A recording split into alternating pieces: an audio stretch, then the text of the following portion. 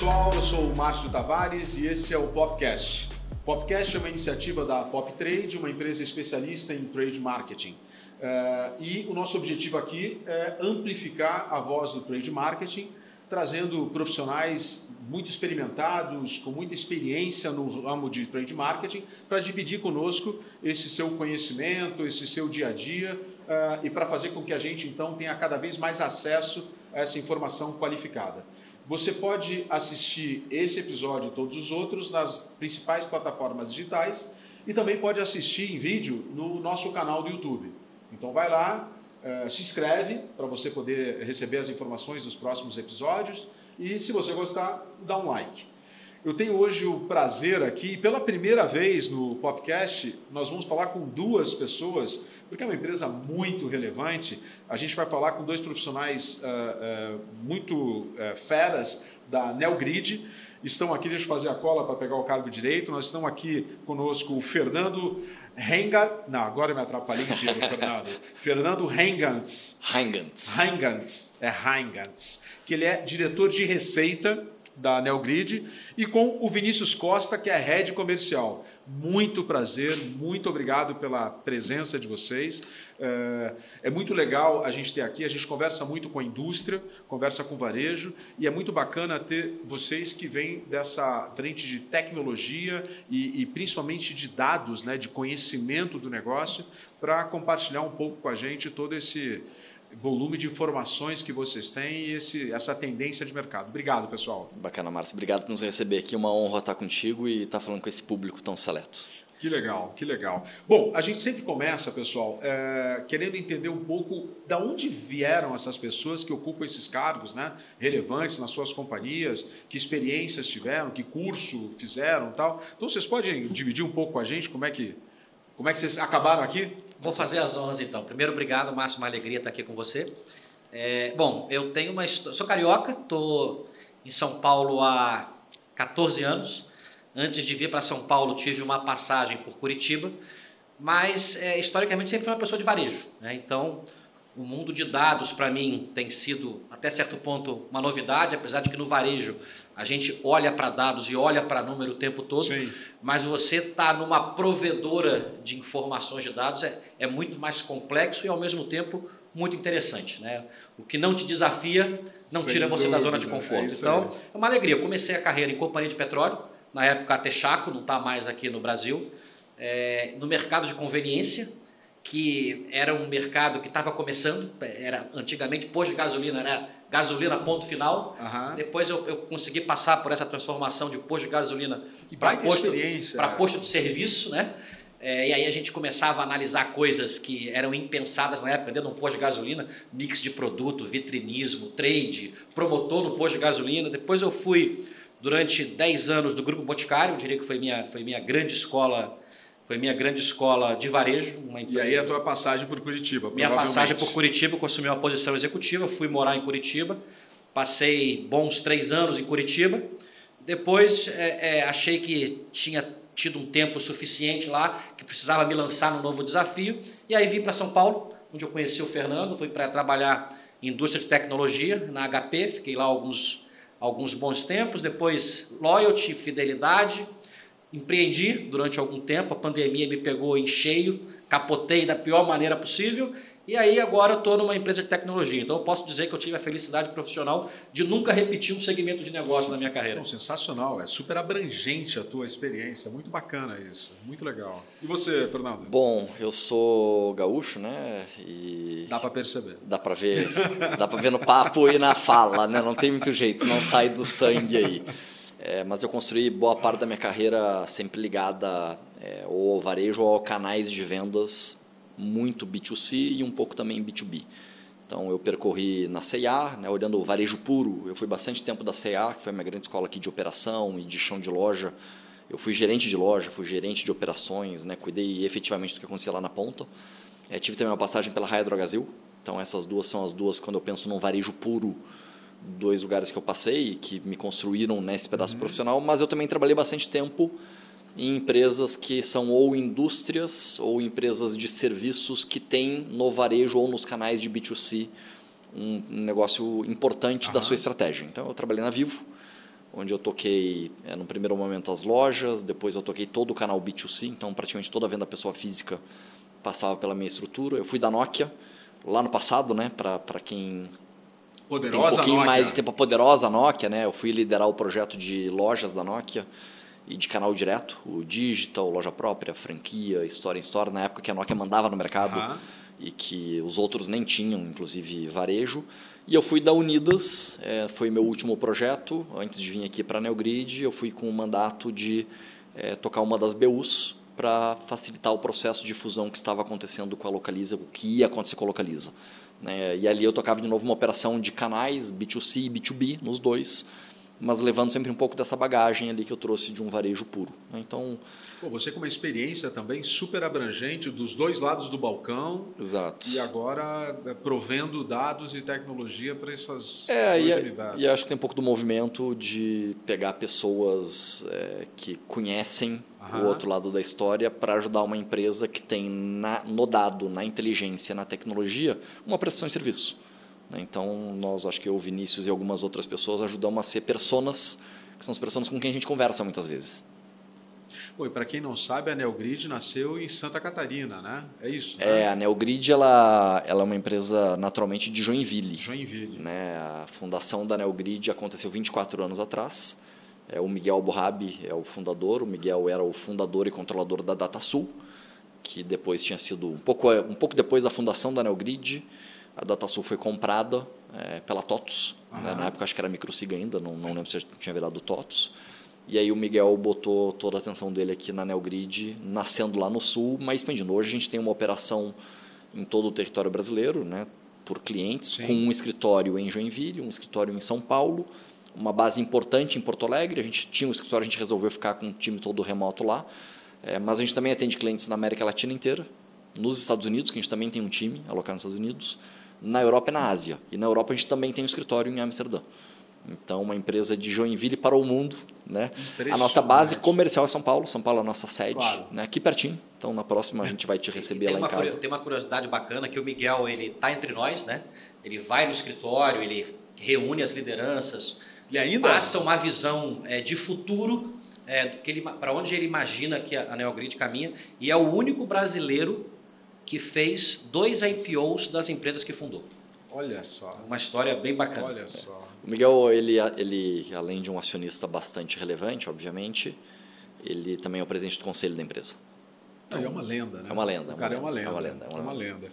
Não, eu tive no evento que vocês fizeram recentemente, no Summit, e, puxa, é impressionante ver o tamanho, o alcance, a abrangência que a Neogrid alcançou nesses anos. Vocês, além de crescer organicamente muito forte, vocês tiveram um apetite muito grande de aquisições, né?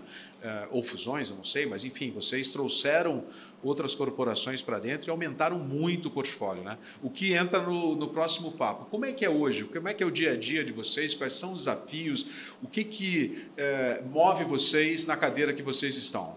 Bacana. Bom, assim, primeiro, talvez nem todo mundo conheça a Neogrid, né? Acho que quem está ligado normalmente ao mercado alimentar, ao mercado eletro, ao mercado farma, normalmente tem alguma relação com a gente, né? Mas imagino que tem pessoas também de outros segmentos aqui. Então, a Neogrid, como tu falou, ela tem uma origem pensando em como que ela ajudar a conectar a malha, por isso que a Neogrid é a nova malha, né? Ela ajuda a conectar essa malha entre varejo e indústria para fazer um processo colaborativo de planejamento, de abastecimento, de gestão e de venda, né? E ao longo do tempo a gente foi fazendo uma evolução do orgânico, complementada por uma série de aquisições, que sempre fizeram parte do DNA da empresa. A gente comprou empresas desde sempre, mas muito acelerada nos últimos anos. Então, nos últimos 3, 4 anos, a gente comprou 5 empresas diferentes para fazer parte do ecossistema, exatamente para poder nos dar mais amplitude. Né? Então, nós compramos a Archer, nós compramos a Predify, nós compramos a Smarket, nós compramos a LET e nós compramos um pedaço da Horus, é uma empresa que ainda não é 100% nossa, exatamente para poder nos ajudar a fazer com que o nosso business, que é prover inteligência de dados para ajudar o varejo e a indústria a venderem mais, ser mais completo. Então, eu diria que hoje a gente tem um nível de amplitude, de leitura de informação, de capacidade de processamento e de geração de inteligência para o varejo, para a indústria e para o distribuidor que está no meio desse processo, como provavelmente nenhuma outra empresa do Brasil tem. Diria que essa é a nossa força. A gente tem concorrentes muito competentes, muito bem posicionados no mercado, mas ninguém consegue ter o volume de soluções que a gente tem e, consequentemente, estabelecer relações de causa e efeito dos dados que a gente recebe, transforma e entrega isso para a indústria através do que a gente faz de leituras de varejo. Então, hoje, a nossa força é o nosso ecossistema. Isso ficou muito claro no Summit, inclusive, essa capacidade que vocês, eu acho que continua desenvolvendo sempre, né, de criar inter-relação entre essas diversas empresas, trazendo mais qualidade no dado, mais qualidade na análise, e pelo discurso lá do presidente, do Jean, esse é um caminho a ser trilhado sempre. Né? A gente botou como um objetivo, um propósito, quase uma razão de existir, que nós estamos aqui para ajudar esse ecossistema a vender mais com mais margem. Então, a gente quer que a indústria e o varejo nos usem para vender mais, para ganhar mais dinheiro. Né? Esse é o nosso propósito. Isso bota uma pressão enorme, porque a gente tem que ser capaz de gerar não só apenas informação, que já tem muito valor, mas o que ele faz com essa informação. Então, essa lógica de criar um ecossistema que vai desde um pedaço onde a gente ajuda numa parte mais simples do processo, que é a automatização dos pedidos, que é um EDI, né? Um Electronic Data Interchange, que basicamente ele automatiza e harmoniza de uma forma eletrônica o que o varejo está pedindo porque a indústria está recebendo. Parece muito básico, mas isso aqui é a fonte de tudo. Né? Porque ali a gente começa a conectar os dados e conseguir ler para os dois lados o que eles estão fazendo. Então, esse é um pedaço. A gente vai para uma etapa de planejamento colaborativo, pensando em soluções de S&OP, de supply chain, de DRP, e vamos depois para uma parte muito relevante do nosso negócio, a inteligência de dados. Né? Inteligência de vendas para ajudar a saber, tanto para a indústria e varejo, o que deveria ter em cada lugar, onde está faltando produto, onde tem um avanço importante da empresa, onde tem oportunidade de vender mais. Então, isso aqui tudo tem que virar insumo para os tomadores de decisão dos dois lados poderem operar melhor.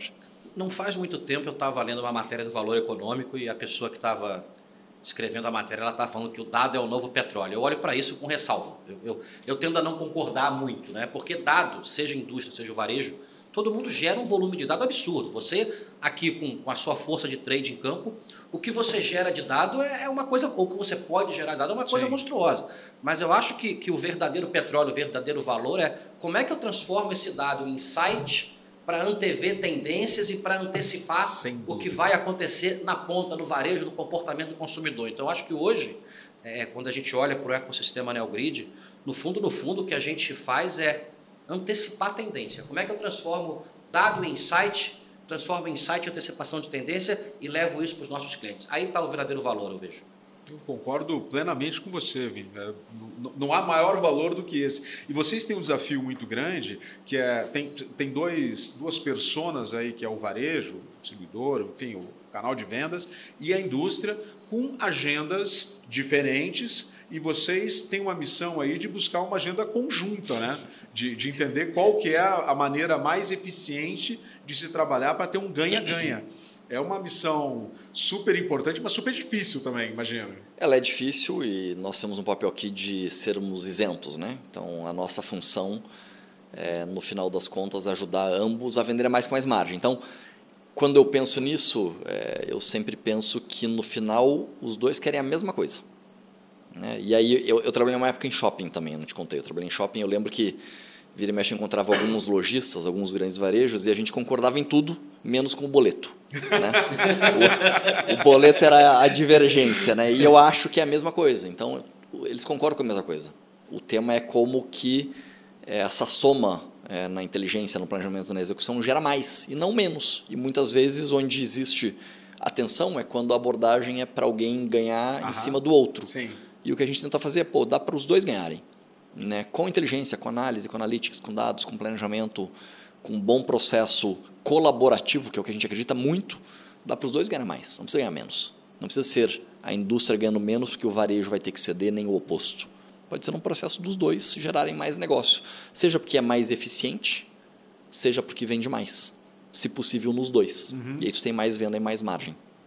Não, e vocês têm esse papel, vocês sempre tiveram, na minha opinião, e continuam tendo, até mais, esse papel de provocar essa colaboração, né? Porque uma vez que vocês convencem os dois lados a disponibilizar os dados e vocês se dispõem a tratá-los de uma forma eficiente, vocês chamam para a mesa as duas partes e fazem com que busquem esses pontos comuns de sucesso, a gente tem temos um acontecendo agora, né? A gente fez, eu vou não mencionar nomes, né, nesse momento, mas a gente tem em implantação neste momento um processo que chama de VMI, que é o Vendor Managed Inventory, onde a indústria passa a ter uma atuação muito mais de protagonista na gestão do estoque do varejo, onde a gente está conectando duas das maiores indústrias do Brasil com um dos maiores varejos no Brasil, através da nossa plataforma.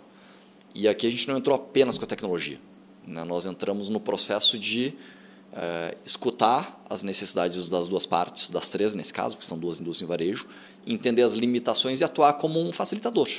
Então a gente ajudou essas empresas a sentarem, combinarem as condições, combinarem os termos, chegarem a um acordo usando a nossa plataforma, a nossa tecnologia e sendo muito neutro no meio do processo, né? E a gente acredita muito que uma vez implantado, tanto essas indústrias quanto o varejo vão conseguir ter um estoque mais baixo, mais otimizado, no lugar certo e vendendo mais. Não, e assim, a gente não pode deixar de mencionar que a gente está num país com uma taxa de juros absurda, né?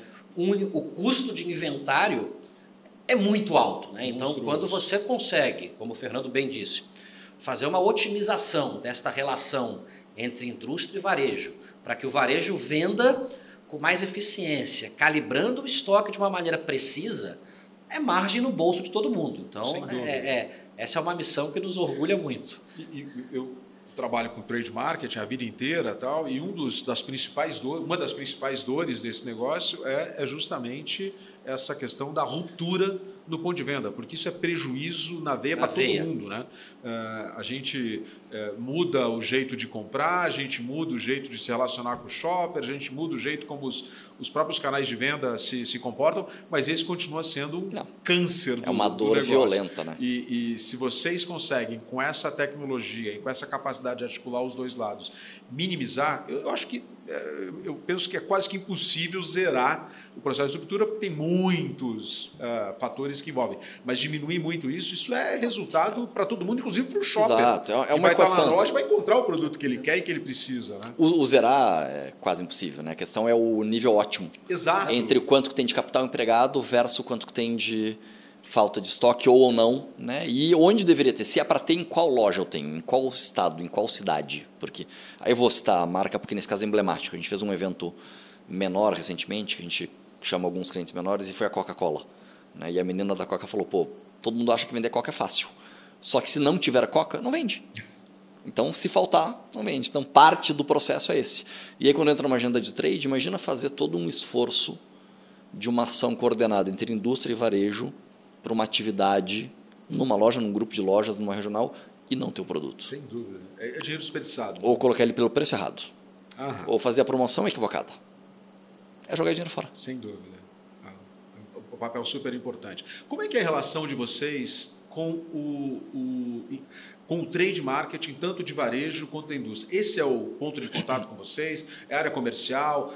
Quem é o interlocutor de vocês nesses dois personagens? Nós temos uma amplitude de soluções, né? Então eu não tenho só uma ou duas personas, mas o trade sim é uma parte muito relevante das pessoas com quem a gente conversa, tanto no varejo quanto na indústria. Pensando no varejo, a gente tem uma das empresas que a gente comprou é a Smarket. E a Smarket é uma empresa de tecnologia para trade do varejo. Ela faz isso. Então a Smarket tem mais de 150 clientes ligados ao varejo alimentar, farma, eletro, alguma coisa de 6C, né? Mas principalmente no alimentar. E o que a Smarket faz é automatizar e digitalizar processos que a maioria das empresas faz de uma forma manual. Desde a inteligência da promoção até a execução de um catálogo, né, de uma forma automática, digitalizada, com tecnologia. Então, ela gera um ganho de eficiência, um ganho de escala e uma inteligência absurda. Um aprendizado, imagino. Exatamente. Também. E isso, obviamente, entra não só pensando na execução, entra, inclusive, pensando no financeiro, né? Como que aquela ação vai impactar o resultado da tua marca e como que tu pode usar isso para conversar com a indústria, para te ajudar a financiar aquela ação, por exemplo. E do lado da indústria, né, quando pensa nas principais soluções que a gente trabalha, a própria Smarket tem uma plataforma que é o Colab, que é um processo de promoção colaborativa, onde ela ajuda a indústria a fazer a alocação de dinheiro dentro do varejo, baseado nesse calendário que ela atua junto com os varejistas. E as nossas soluções de inteligência de vendas, elas são muito usadas pelo profissional de trade da indústria. Porque esse cara ele tem que tomar decisões todo dia de aonde ele vai fazer uma promoção, onde ele vai fazer uma ação, onde ele vai comprar uma gôndola, onde ele vai promover algo diferente. Onde ele vai colocar um promotor. Onde ele vai colocar o promotor. E ele tem que saber se o promotor está, inclusive, funcionando. Porque ele pode botar o promotor, ele pode ter o estoque e pode ser que não tenha vendido nada. Provavelmente porque o produto estava lá no estoque e não na ponta de gôndola. Então, o profissional de trade interage com a gente no varejo muito através do Mais Market e através da indústria nesse cara que está pensando lá no sellout. Né? O que acontece na ponta com as ações que ele está fazendo. Ele é o único usuário? Não. O diretor de vendas, o diretor de logística, o diretor financeiro, a gente tem algumas soluções que apoiam, inclusive, nesse processo também, são pessoas muito importantes, mas eu diria que o trade da indústria é um dos caras que a gente mais conversa. No físico e no digital. No digital, daqui a pouco a gente entra nessa frente também, a gente tem uma iniciativa bem importante para fazer com que as empresas enxerguem que o trade não é só físico.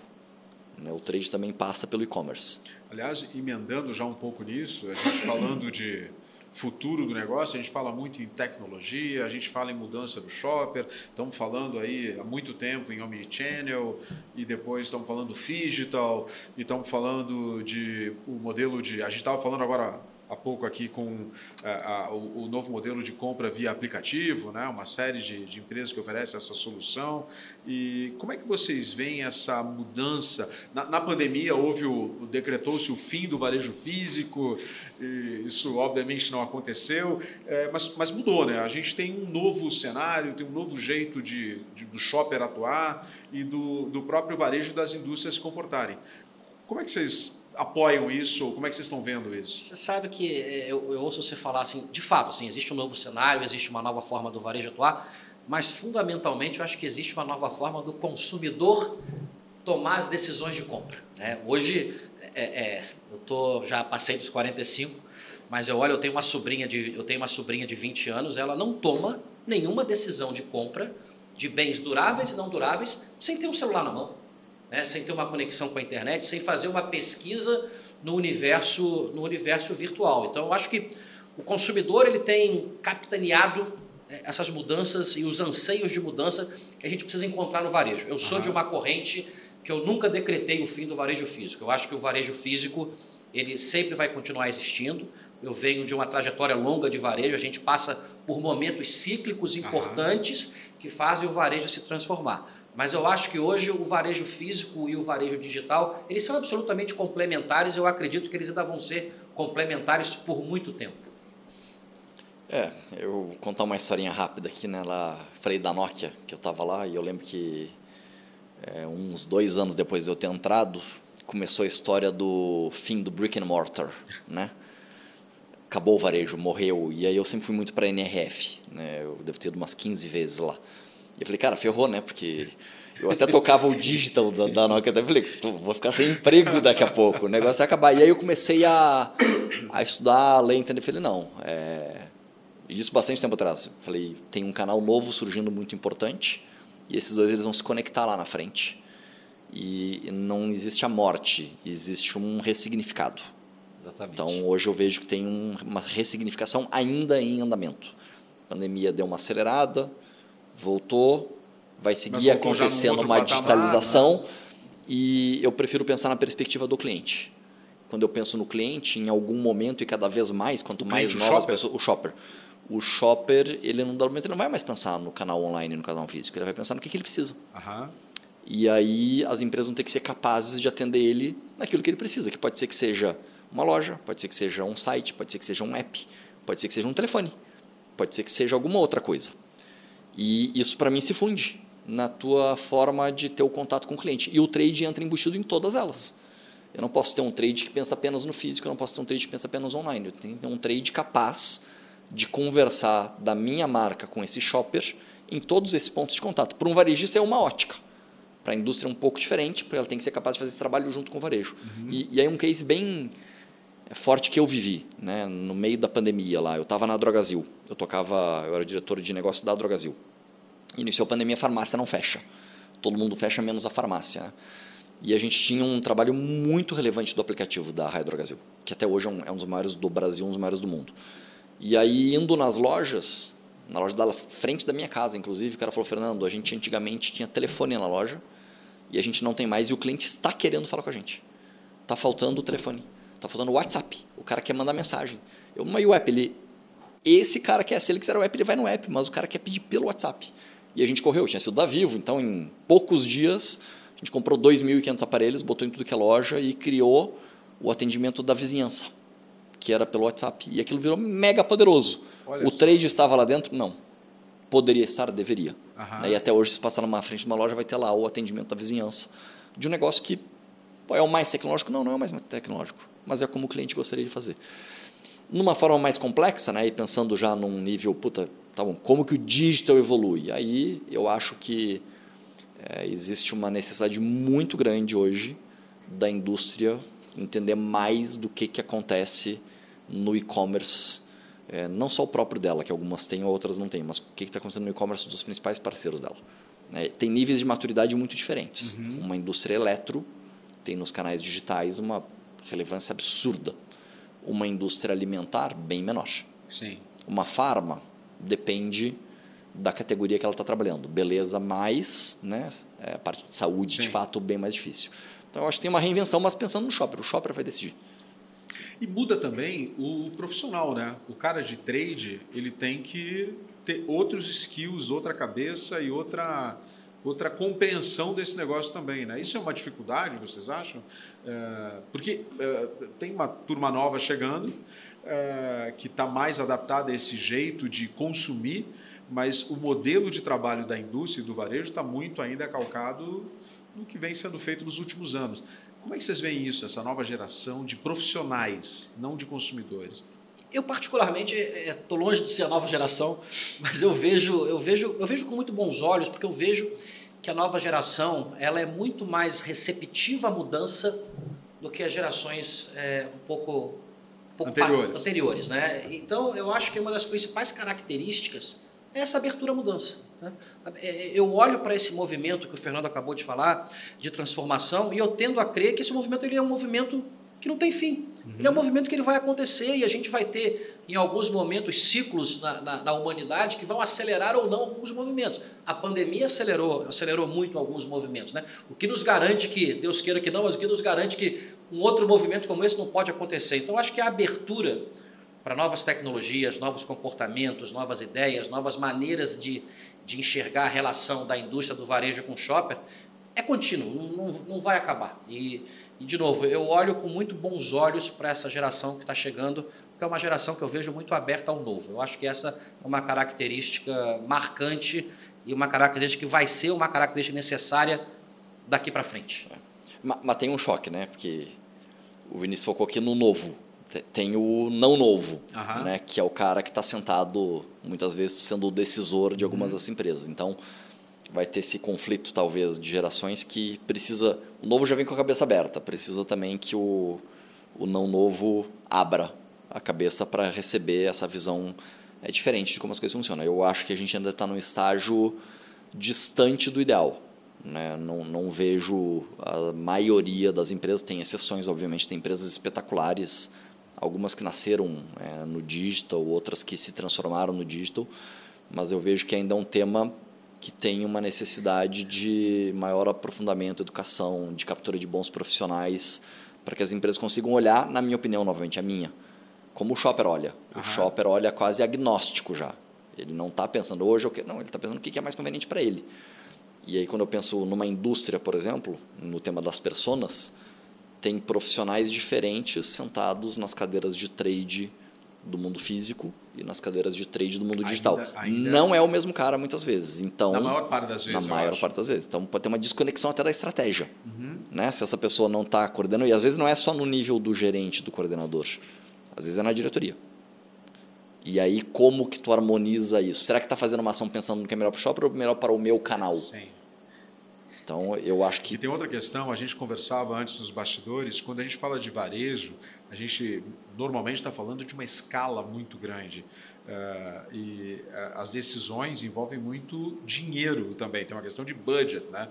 E aí, quando eu tenho alguém sentado numa cadeira de gente, com uma cabeça já de eu tenho feito tudo assim, e a aversão talvez à mudança seja maior, a preocupação com a mudança seja maior. Então eu também acho que eu concordo muito com você que essa nova geração ela é muito preparada para aprender, mudar e corrigir, mas eu acho que a gente está vivendo ainda essa fase da adaptação, de mudança de geração. É interessante você olhar o mercado brasileiro, você vê apesar da gente ter aqui players de varejo globais, a gente ainda tem no Brasil uma característica muito forte, que os players médios e alguns grandes, eles vêm de uma origem familiar, cuja família ainda opera o negócio. Né? Muitas vezes. Muitas vezes. Eu diria que na grande maioria. O varejo brasileiro é mais nacional do que internacional. E apesar de você você tem diferentes gerações de família operando o negócio ali. E a gente tem na Neogrid um desafio de quebrar alguns paradigmas. Né? A gente tem uma empresa que faz parte do nosso ecossistema, que é a Predify. Entre outras coisas, a gente ajuda o varejo a fazer uma precificação mais inteligente através de inteligência artificial. Imagina o quão difícil é você chegar numa empresa com diferentes gerações de uma mesma família e falar, olha, eu tenho aqui uma solução que pode ajudá-lo a fazer uma precificação mais inteligente e com isso você ter mais margem através de inteligência artificial. É a máquina dando... Imagina o quão difícil é você falar de um caso, como o Fernando falou, onde a gente conectou indústria e varejo para que ele tenha o melhor estoque, a menor ruptura com dados, com inteligência, quando a cabeça ainda está no modelo mental de comprador, vendedor, se eu compro mais eu tenho menor preço, mas ao mesmo tempo eu vou ter um inventário que muitas vezes não é o que eu preciso. Então a gente enfrenta no nosso dia a dia, todo dia, o desafio de quebrar paradigmas e estar à frente, capitaneando e sendo a locomotiva dessa mudança através das informações que a gente tem no ecossistema Neogrid. Muito interessante isso, né? Quando você vê que o caminho está apontado, mas a gente ainda tem uma estrutura aqui que está se adaptando, está entendendo como é que vai ser. Eu acho que ninguém nega, é difícil negar ou lutar contra, mas engajar também tem dor, né? Tem dor envolvida no O Fernando está na Neogrid capitaneando o que a gente gosta de chamar de uma máquina de vendas, né? Mas a gente tem o cuidado de falar que é uma máquina de vendas humanizada, né? Porque apesar da gente vender... O Jean fala muito isso, para um CNPJ, quem está comprando é um CPF. Sensacional. Né? Então, a gente tem o cuidado, evidentemente, de falar de dados, de falar de inteligência artificial, de falar de precificação dinâmica, mas a gente tem que fazer isso com sensibilidade. A gente tem que saber que ali tem uma história de uma empresa familiar, que às vezes com 50, 60, 70 anos, que passou por planos econômicos, cenário inflacionário. Então, a gente tem que respeitar que essa história ela é muito viva em grandes varejos ainda no Brasil. E a gente tem... E muito relevante. Muito relevante. Faz parte da cultura e do sucesso. E, assim, eu acho que é um case espetacular mundial, né? O varejo brasileiro é um varejo complexo. Muito. Num ambiente macroeconômico sempre desafiador. Um ambiente político sempre desafiador. Geográfico e logístico. Absurdo. Ser um operador nacional de varejo já é uma coisa absurda, né? Ser um operador regional relevante já é um mérito incrível. Então, as pessoas que criaram, acho que tem que ter um orgulho muito grande do que fizeram, né? Agora, tem um processo das próximas gerações, das que já assumiram, da profissionalização, que é inevitável, vai acontecer, olhando para o varejo, não tem como não acontecer, né? E aí é uma mistura. Como é que pega todo esse conhecimento das pessoas que fundaram ou que tocam e transforma isso que não é da pessoa, e sim da organização? Né? Porque aí tu consegue trabalhar na perpetuação do negócio, que todo fundador de empresa, né? Eu também abri algumas empresas, ele também, quem fundou uma empresa quer ela para perpetuidade. Sem dúvida. E se aquilo ficar concentrado em um, não vai acontecer. Então, a disseminação, a renovação, o empoderamento das novas gerações, dos novos profissionais e a adoção de duas das coisas que a gente faz, né? Então, eu não acredito na morte do varejo físico, ao contrário, como eu já falei. Mas eu acredito na morte das empresas que não souberem usar dados, e acredito na morte das empresas que não souberem usar a tecnologia. Só que eles não são o fim, eles são o meio. Sim. Eu tinha um chefe meu que falava isso aqui: a tecnologia não é o fim. A tecnologia é um viabilizador para alguma coisa. Só que se tu não tiver ela, essa alguma coisa pode ficar quase impossível de ser atingida. Então, isso precisa acontecer na minha visão. E aí eu fico feliz de estar numa empresa que faz os dois, né? Eu sou viabilizador de negócio aqui. E já que vocês são, então, esses viabilizadores, que vocês têm acesso a tanta tecnologia, a tantos dados, o que vocês preveem aí para os próximos anos, falando dessa relação indústria-varejo, consumo, trade marketing? Quais são os desafios e quais são as oportunidades que vocês estão antecipando? Bom, eu vejo talvez a maior tendência para mim aqui é um esforço de um trabalho colaborativo. Eu vou de novo, a tecnologia não é o fim, é o meio. Então eu vejo uma necessidade muito grande de um avanço na colaboração entre os diversos stakeholders dessa cadeia, que é o início da minha conversa contigo aqui.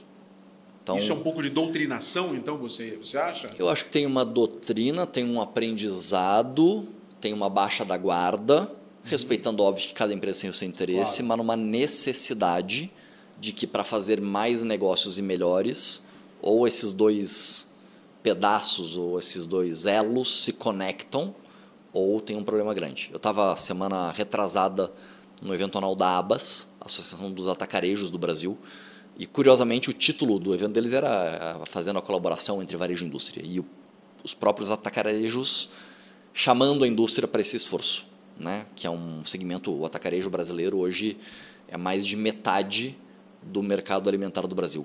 Em 10 anos. Atacarejo, em todos os podcasts, ele é tema porque é muito relevante. A gente pode gastar um só nele, porque ele já mudou, ele já não é mais o atacarejo que a gente conhecia. Ele já mudou completamente, é outra história, mas é impressionante a força desse negócio. Então, a gente acredita muito nisso, na colaboração. A gente também acredita muito no uso da tecnologia e dos dados para gerar insights acionáveis, para gerar inteligência e decisão que vai fazer com que as empresas acertem mais e mais rápido, para que quando errem menos e também mais rápido. Então isso para mim é irreversível. E o crescimento, né, da inteligência artificial, de algoritmos, de formas que às vezes a gente ainda nem conhece, que vão dar capacidade das empresas operarem melhor, mais rapidamente, ao mesmo tempo uma oportunidade para os que souberem usar, mas é uma baita ameaça. Porque quem não souber usar vai ser massacrado. Né? Tudo isso aí, meu último ponto que eu não quero tirar, tudo isso não elimina a minha maior crença que eu tenho no mundo do varejo, que é o varejo é um negócio de pessoas para pessoas. Então tudo isso aqui está no meio. Segue sendo um negócio de pessoa para pessoa, onde o olho no olho, isso aqui pode ser no digital inclusive, o olho no olho e o contato direto é uma competência quase incopiável. Né? Então eu acho que isso é muito, muito, muito forte. Alguns perdem esse negócio, tem alguns que conseguem se perdem pela tecnologia. Se perdem pela tecnologia. Né? E esse tema eu acho que é mais do que nunca num mundo cada vez menos humanizado, num mundo cada vez mais mecanizado, mais tecnológico, que é fundamental, eu defendo isso. O ser humano passa a ser cada vez mais importante. Porque esse é o papel dele. Sim, é humanizar a relação, humanizar a compra, humanizar aquele momento. Não existe nada melhor do que isso. Né? É uma então, relação transacional. Para mim é muito louco, né? Que o que era mais importante no início do varejo segue sendo mais importante agora e vai seguir sendo, desde que esses enablers estejam colocados no meio do caminho. Eu vou concordar com tudo que o Fernando falou, até porque é meu chefe, então recomenda-se não discordar muito, mas eu acho que eu colocaria um tempero em tudo que ele falou, que um país continental como o Brasil, a gente tem desafios logísticos monumentais. Então, e a Neogrid nasceu em grande parte para sanar dores logísticas. Né? Então, eu acho que, botando um tempero a mais nesse cenário que ele colocou, eu acho que tem uma barreira logística ainda a ser vencida. Logística ainda é algo muito relevante na composição de custos. Logística tem um impacto super relevante na formação do preço final. Como é que a gente otimiza a logística no Brasil? Como é que a gente junta diferentes players para ter uma logística mais inteligente? Como é que a gente avança na agenda de infraestrutura no Brasil? Eu acho que a indústria, público, né? Eu acho que a indústria tem um papel protagonista no avanço dessa agenda falando de infraestrutura, falando de uma agenda tributária que está aí, é um tema que estamos falando todo dia e parece que agora a gente destravou uma pauta importante que já vinha travada há muito tempo. Então, a gente também tem soluções, a gente também consegue navegar, prover soluções, prover inteligência logística que faz com que essa cadeia funcione de uma maneira mais azeitada. Sem dúvida. Esse eu acho, Vinícius, que é um grande entrave do Brasil como um todo, a questão logística, e dentro de um processo de evolução, ou resolve. Não tem outro jeito, né? Porque não adianta colocar tecnologia, não adianta colocar performance, se não tiver a capacidade de o conexão. Custo para fazer negócio, dado a restrição logística, é absurdo, né? Tu tem que ter ou muito CD muito espalhado para ter velocidade, ou muito custo de transporte, ou muita ruptura. Algo tu vai abrir mão, né? Então é um problema grande. Vocês, para finalizar aqui, uma curiosidade, vocês como uma empresa então de tecnologia, vocês são uma empresa de tecnologia. Sim. Quanto por cento do teu pessoal é de tecnologia pura, desenvolvedor? Porque vocês estão aqui comerciais e tal, tudo bem, como eu, mas quem codifica lá? É muita gente? É bastante. Se pensar na massa da empresa, né, nós somos 1.000 aproximadamente hoje espalhados pelo mundo. Tem algumas áreas que concentram volume. Já respondo a tua pergunta. Tá. Preciso contar a história. Eu sou vendedor. O vendedor não pode só dar o preço. Dúvida, né? Só contar o preço não vale nada. Né? Tem que contar a história. Então, onde é que estão os nossos grandes públicos? No time, obviamente, comercial, né? Que é a equipe que eu lidero aqui, que é quem tem que estar com o cliente vendendo. Tem um segundo muito grande também, que a gente chama de Customer Success. É o time que é mais do que um atendimento. Esse cara está lá na ponta com os nossos clientes para ajudar ele a ter sucesso naquilo que ele comprou. Então, ele comprou uma ferramenta X, aquela ferramenta, se ela não for usada da forma correta e não gerar valor para ele está gastando dinheiro. Então, esse time está muito focado em como que tu usa mais aquilo que tu comprou, como usa melhor. Quem está usando bem para te trazer benchmark, como que ele ensina e capacita o cliente para ter sucesso na compra que ele fez. Tem um terceiro grupo, que é o time de produto, né, que está pensando na oferta, em qual é a solução, como que ela deveria funcionar, para que tipo de pessoa, em que preço, em que condição. E o grupo de tecnologia. Eu vou misturar esses dois, porque tecnologia e produto se juntam muito. Né? Aqui a gente tem, acredito que algo perto de uns 30% da empresa alocado nesses dois segmentos. Um exército. Exato, porque é dali que sai qual é o produto que eu tenho que ter e aí depois o desenvolvimento para que esse produto seja realidade. E ele se mistura porque de fato mistura. Sim. Então a pessoa que está desenhando o produto está trabalhando com um time de tecnologia e o trabalho acaba sendo um trabalho feito a várias mãos para que aquilo aconteça. Que bacana. Olha, muito, muito legal conhecer um pouco mais da empresa, da Neogrid, conhecer um pouco mais da experiência, rica experiência de vocês, aí, os mestres do varejo. E para finalizar, eu queria saber o seguinte, quem são o Fernando e o Vinícius sem o crachá da Neogrid, fora do trabalho? O que vocês gostam de fazer? Quais são os seus hobbies? Quais são as suas paixões fora do trabalho? Conta aí. É muito fácil responder essa pergunta para mim, né? Eu posso dizer para você que trabalho numa empresa de capital aberto, moro num grande centro urbano como São Paulo, adoro essa vida como cosmopolita, mas no fundo eu sou um caiçara. Então, sou do Rio de Janeiro, minha família há 30 anos tem casa em Angra dos Reis, né? E é lá onde eu me realizo, é onde eu me reenergizo. A gente tem um barquinho pequenininho que bota na água ali para navegar entre a Baía da Ilha Grande e Paraty. Então, quando eu quero me sentir bem, me sentir à vontade, quando eu quero descansar e relaxar, eu gosto de estar numa vida caiçara. Entre Paraty, Ilha Grande, comendo um peixe com banana, numa praia preferencialmente deserta, e se eu puder estar num lugar que nem luz tenha, eu realmente me desconecto e ao mesmo tempo isso me reenergiza, me faz pensar um pouco sobre o futuro, sobre inovação. Então é o que eu gosto, né? Como é longe e não dá sempre, eu me satisfaço às vezes ir para Juqueí, que é onde o Fernando também tem uma casa lá, e fico feliz em Juqueí também. Que é bem mais perto. Primeiro, bacana, eu brinco que o pessoal me pergunta às vezes qual é o perfil do time de vendas que tu gosta, né? Eu falei, tem toda uma parte técnica, mas tem uma outra que eu gosto de gente em vendas que goste de dinheiro e que goste de dinheiro para fazer coisas boas na vida e que não poupe em fazer, porque aí fica com dívida e precisa vender muito para pagar, né? Então tu vê que o Vinícius, Mangra dos Reis, Ilha, Paraty, tá tudo misturado aqui. Eu tenho algumas coisas que eu gosto bastante, né? Então eu sou um explorador, eu gosto muito de viajar e gosto da aventura da viagem. Talvez seja o que eu mais curto, né? Adoro vinho, adoro comer muito bem. Eu tenho um restaurante com meu irmão, investi numa fábrica de linguiça, muito resgatando a cultura lá da minha terra, do Pampa Gaúcho, mas eu sou um aventureiro. Então, tem uma história que tangibiliza o quão sério isso é para mim, né? Antes de vir para a Neogrid, eu te contei, eu estava lá na Unidas, fiz o processo com a fusão ali da Localiza, e eu tinha 4, 5, 6 meses antes do fim do meu ciclo já desenhado, e eu falei, o que eu vou fazer da vida? Eu falei, eu vou viajar. E eu vou ficar um tempo fora, vou parar. Você fez um sabático? Eu ia fazer. O projeto da Neogrid é tão bom que eu abri mão do que eu vou te contar agora, né? Então eu tinha desenhado ficar um ano fora, desse um ano, metade do tempo com a família, e a primeira metade eu comprei um Troller, que é o Diabo Azul, segundo meu filho, o Demônio Azul, né? Que é um bichão grande, e eu desenhei uma viagem onde eu saí de São Paulo e ia lentamente até o Ushuaia, e depois eu subia lentamente até o Atacama, e aí eu voltava pelo meio do Brasil. Então o que eu mais gosto de fazer é isso. Né? Viajar, conhecer lugares novos, de preferência com muita natureza, né? Com lugares menos explorados, né? Que eu posso também fazer a minha reconexão aqui. A viagem não acabou, eu só não fiz ela.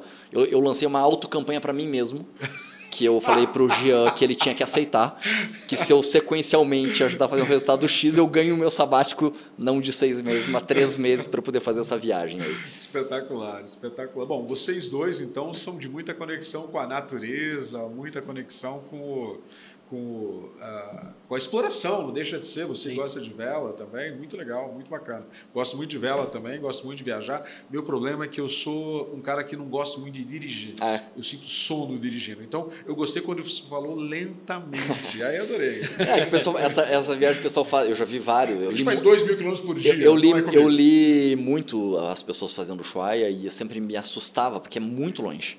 E aí os pessoal...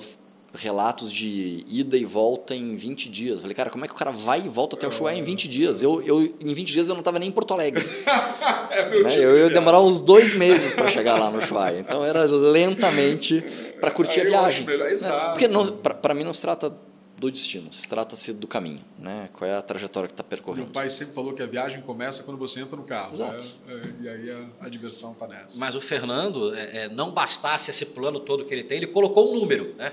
Quando a gente atingiu o número X, ele negociou lá com o Jean, que é o CEO, que ele vai fazer essa viagem. Então o time inteiro está embarcado nessa viagem, né? Porque a gente precisa do número e porque a gente também, um mesinho de férias também do Fernando, não vai fazer mal a ninguém, entendeu? Então a gente está ali empenhado em fazer essa viagem acontecer. Tem duas, né? Tem uma campanha, eu vou te convidar quando bater, a gente fez uma que ao acontecer, a gente está no escritório novo, super bacana aqui pertinho. E eu já conheci. Conheceu lá, tem aquele aliás, rooftop. É o escritório mais legal, pessoal, que eu conheci. Eu já conheço escritórios muito legais, de empresas icônicas aí, mas o escritório deles é incrível. É espetacular, né? E aí tem aquele rooftop maravilhoso, né? Eu, como bom gaúcho, olhei para ele e falei, cara, fazer um fogo de chão.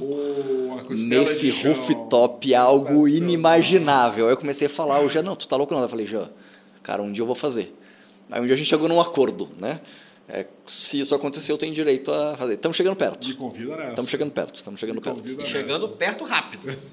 Pessoal, muito obrigado pela presença de vocês. Sensacional aqui o papo. Parabéns pelo trabalho que vocês e que a empresa tem executado. Vocês realmente estão transformando aí a relação de varejo e indústria.